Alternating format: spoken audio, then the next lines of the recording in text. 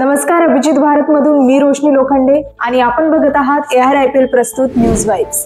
नागपूरच्या महाल दंगल प्रकरणाशी संबंधित अनेक आरोपींना मुंबई उच्च न्यायालयाच्या नागपूर खंडपीठाने जामीन मंजूर केला आहे। न्यायालयासमोर दाखल झालेल्या अनेक जामीन अर्जावर व्यापक सुनावणीनंतर हा निर्णय देण्यात आला।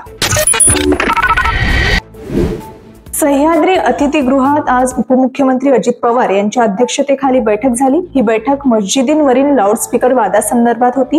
मुस्लिम संघटनांचा आरोप आहे की पोलीस कोणतीही नोटीस न देता मस्जिदींवरील लाऊडस्पीकर जबरदस्तीने हटवत आहे। त्यांनी न्यायालयाच्या नियमांचे पालन करत कारवाईची योग्य प्रक्रिया पाळण्याची मागणी केली आहे। भारताचे अंतराळवीर शुभांशु शुक्ला यांनी इतिहास रचला आहे। एक्सिओम 4 मिशन अंतर्गत आज 25 जून रोजी नासाच्या केनेडी स्पेस सेंटरवरून शुभांशु आंतरराष्ट्रीय अंतराळ स्थानकात रवाना झाले आहे। शुभांशु शुक्ला हे या मोहिमेत सहभागी झालेले एकमेव भारतीय अंतराळवीर असून ते ISS वर पोहोचणारे भारताचे दुसरे अंतराळवीर ठरले आहेत।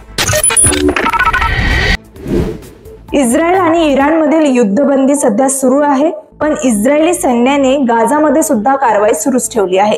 या हल्ल्यांमध्ये मध्यरात्रीपासून कमीत कमी 21 पॅलेस्टिनी नागरिकांचा मृत्यू झाला आहे। कॅनेडियन रॅपर आणि मॉडेल टॉमी जेनेसिस ही तिच्या नवीन म्युझिक व्हिडिओमुळे चर्चेत आली आहे। ट्रू ब्लू या गाण्याच्या व्हिडिओमध्ये तिने हिंदू देवी कालीचा वेश धारण केला आहे। यामुळे अनेकांनी तिच्यावर सांस्कृतिक आणि धार्मिक भावनांचा अपमान केल्याचा आरोप केला आहे। भारताचा भालाफेकपटू नीरज चोप्राने चेक प्रजासत्ताकमध्ये झालेल्या 64व्या ऑस्ट्रेलिया गोल्डन स्पाइक स्पर्धेत विजेतेपद मिळवले आहे। ही स्पर्धा त्याच्यासाठी पहिलीच होती आणि त्याने 85.29 मीटर लांब भाला फेकून हा विजय मिळवला आहे। यंदाच्या हंगामात नीरजची सलग कामगिरी सुरूच आहे।